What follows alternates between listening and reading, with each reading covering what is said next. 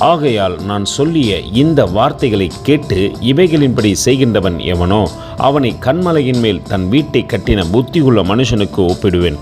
மத்தேயு 7:24. அன்பின் தேவ பிள்ளைகளே, நாம் தேவ வார்த்தைக்கு கீழ்ப்படிவோமானால் நிச்சயமாய் தேவன் நம்மை ஆசீர்வதிக்க வல்லவராய் இருக்கிறார்.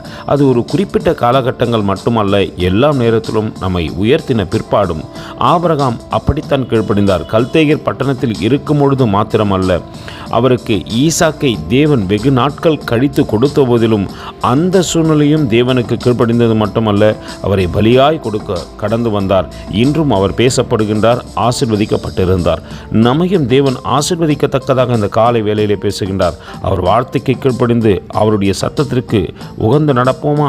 கர்த்தர் உங்களை ஆசீர்வதிப்பாராக. ஆமேன். எங்களோடு கூட இணைந்து ஊழியம் செய்ய விரும்பினால் இந்த வார்த்தைகளை மற்றவர்களுக்கும் பகிர்ந்து கொடுங்கள். இது ராஜ்யத்தின் சுவிசேஷம்.